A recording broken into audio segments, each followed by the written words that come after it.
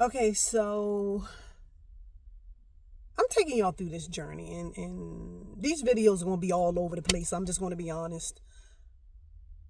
It's like you're going to have to, like the Bible, it's not in chronological happenings. And it's like you got to piece it together. And I'm sorry, I don't mean it to be that way. But it's like when I am moved to speak on something and to give information and to educate people, it's like I just have to do it. And I apologize. It's going to be all over the place.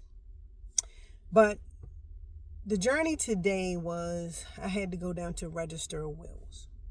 So if nobody knows, my mom passed away. And her passing really fueled a lot of anger. It fueled a lot of masked, covered up, deep down, hurtful traumas. And I'll just say that.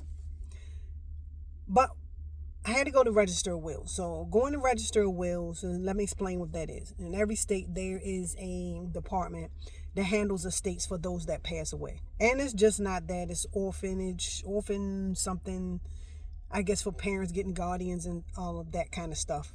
I don't know about that. I'm just talking about register of wills. But when a family member passes away and they are of immediate family, say I'll just give a household of 4. So you have a mom, dad, and 2 kids. So if the dad passed away, then the mom has to go down to register of wills. And that register of wills, you have to bring documentation. The documentation proves who you are, why you're asking for the executor, because that's what excuse me, every time I make these videos, I be belching. I think it's anxiety or something. But anyway, that's what the executor, that is what the estate, what am I saying? That is what the register of wills does. They give you the authority to be the executor. So the executor is the person that handles all the business for that person that has passed away. So bank accounts, deeds, they handle distribution of a will if the person had a will.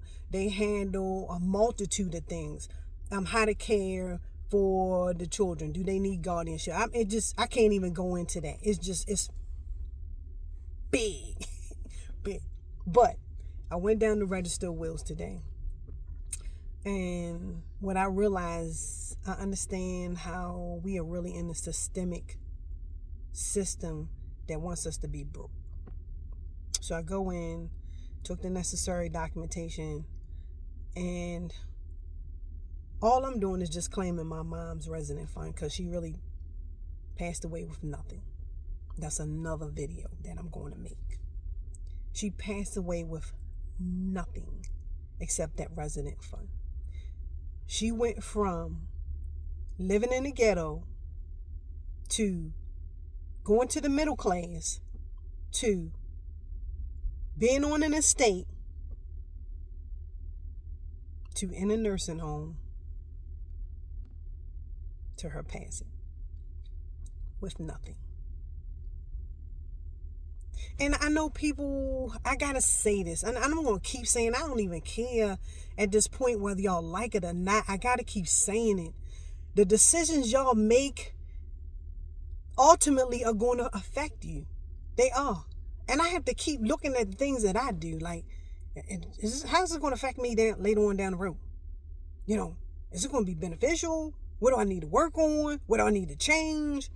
The decisions you make financially will affect you in your future. That's either going to be positive or negative. So going back to the register of wills. So I go in, register will. All she had was just her resident fund account. So while in there, I'm being told, okay, well, you're here to create an estate. Yes. So what I come to find out is when you create an estate, first of all, I remember back, this is like 10, 15 years ago. It was like 30 days. The creditors had 30 days. 30 days. 30. Let me keep saying 30 days to claim any accounts or funds that were owed them from that person. And let me give an example. So say like instance, my mom, this didn't happen, but hypothetically. Say like before she went into the hospital, she drew a $5,000 bill. And that $5,000 bill, of course, Medicare paid some of it, but there was still money owed. So that money that's owed comes out of her estate. So if she had an estate of $2,000 and the money that was owed was $2,000, that creditor's coming to get that $2,000, then there's nothing in that estate. They can wipe the whole estate out by what's owed. So going back to what I said earlier, the decisions you make affect you in the future. So she had a resident fund. I go get the estate. And so now I'm realizing it went from 30 days to 6 months. Our systemic destructive, let me not say that. Our system, systemic I can say, system has allowed the creditors 6 months to come and draw on your estate. So if you have any bills that you have unpaid, they're coming to get it. If you have a car that you had to turn back in, like my uncle passed and we had to turn back in his Escalade, but thank goodness out of a blessing and the relationship that my uncle had with the dealership, they just took the car back and didn't charge anything.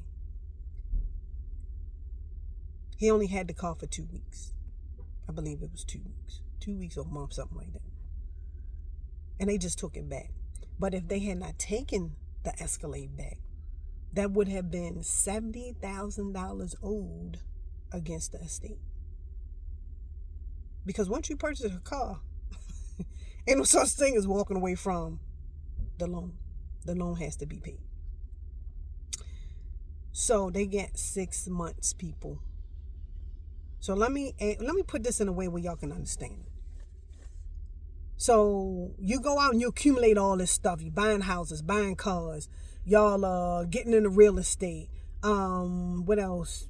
So many other things I can't even think right now. But things that require you to have a debt.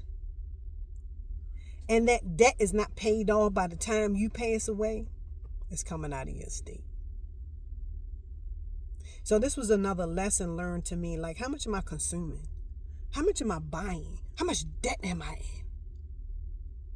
Do I really want to constantly keep paying these corporations debt? Do I want to continue to keep being a debtor? Do I want to keep taking out these loans? For what? For a temporary, oh yeah, I feel good. Look at my brand new wonderful car that you got to go get repairs on, that you have to insure, that you have to protect from people dinging and banging it up, that you got to go get washed every week. You got to put tires on it. Am I forgetting something? You might know something I'm forgetting right now. But all of that I just mentioned off of one purchase. One purchase, people. One. And that's not talking about all the other purchases that you made. Buying jet skis, buying motorcycles. What else? I'm trying to name all the things that I've done. Going on these big cruises, taking these lavish trips that you don't have money for, and you put it on Karma, or whatever that other thing is, something. Where you can pay it in payments, and people getting caught up in that too. Why? Why are y'all purchasing all this stuff? Y'all need to unveil and stop being a consumer. Unveil. Stop buying stuff that's not a necessity. We have so much prosperity within ourselves. You don't need to buy a new car. Go get a used car and take care of it till the wheels fall off it. I'm going to drive mine till the wheels fall off of it. What do I need a new fancy car for that I got to take to the dealership every time it breaks down? And guess what? That new fancy car that you just bought, let me add that in there too. Oh, you can't take that around to a back alley mechanic. Oh, you going back to the $200 diagnostic immediately as you walk through the door dealership. So again, unveil and stop being a consumer. I am begging y'all to please. When I walked out of the register of wills, I sat in my car and I cried, because it's not just from how my mother passed from nothing, but how I realized how we are being kept with the foot on our neck in debt. Let me say it again. We are being kept with the foot on our neck in debt. And when you pass, that debt is coming out of your estate. But if you broke, you ain't got nothing to pay. But if you broke, you ain't got nothing anyway. Are you really enjoying life? And I'm not putting the two together to say you broke and you ain't enjoying life, because some of the poorest people are the happiest people. Get what I'm saying? Some of the poorest people are the happiest people. So I'm asking y'all to please sit back and reevaluate what y'all are doing. Sit back and think about your families. Sit back and think how this is going to affect your legacy. And your legacy it just don't start with your kids. Your legacy is your kids' kids, your grandparents, your kids, and kids. See, because what happened 3 generations ago affected us now. What happened 2 generations ago affected us now. And everybody can relate to that. So I'm asking y'all to please, I am begging y'all to please stop being consumers.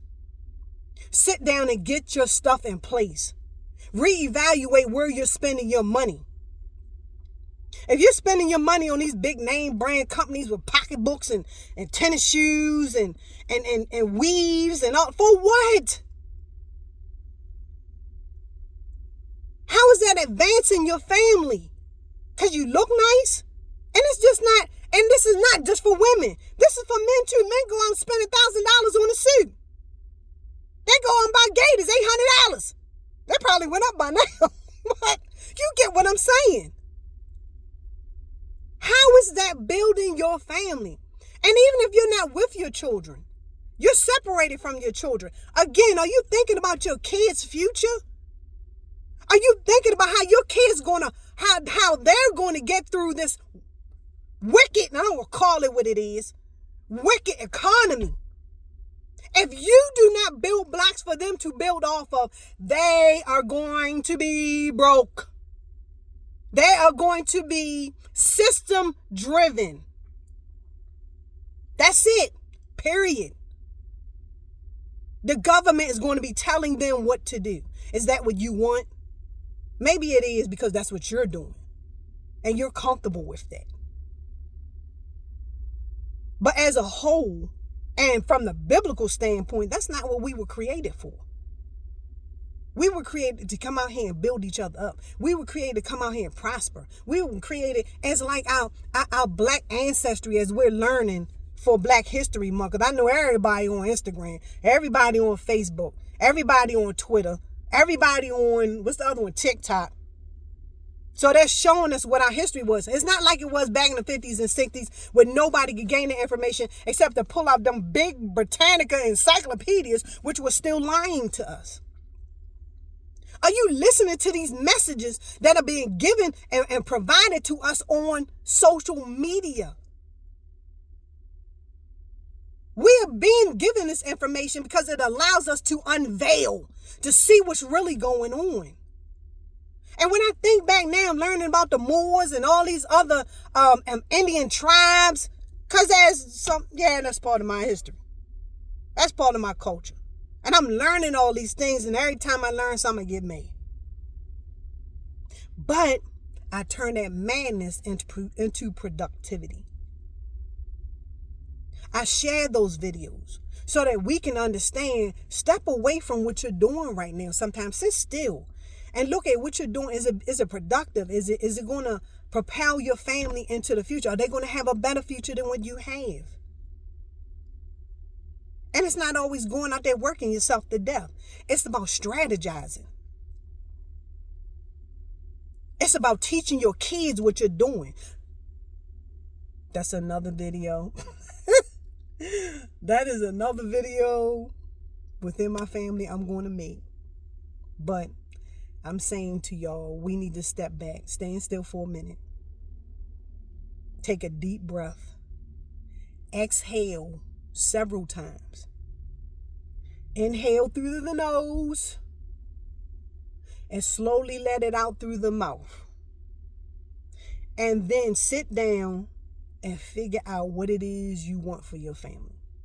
And pull them in and have a family meeting. It just don't stop with your decisions. Find out what the family wants. You might have to restructure the mindset of your family. Especially, and I'm not saying there's no pun to the younger generation, but they're caught on social media. It's addictive. They're caught on social media to the point where it's kind of putting us in a position where we don't even think. ChatGPT is writing letters and emails and everything. They running businesses. Where's our thinking process? It's fading away. We can't let that fade away because that's what God gave us. God gave us the ability to make decisions, to think for ourselves. We have to go back to that. I'm not saying step away from ChatGPT. No, because I ain't stepping away from ChatGPT. You know how much time I have saved with ChatGPT? So these utensils are not put there for them to control us. They are put there so we can utilize them to better ourselves.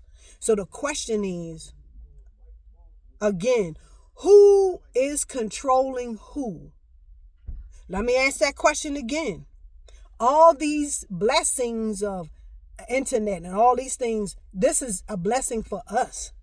Because without the internet, we wouldn't know nothing about the Moors. We wouldn't know nothing about the Blackfoot. We wouldn't know nothing about Seminoles. We wouldn't know nothing about all the inventors that were black that created everything that we're using now. We would not know these things. So it's a blessing that we have the internet, but you have to control it yourself. Set boundaries. Are you going on there looking? I'm just going from one thing to another. I'm sorry. Let me finish this statement. Are you going on to social media to attain information to better you and your family? Are you finding ways to reskill on social media?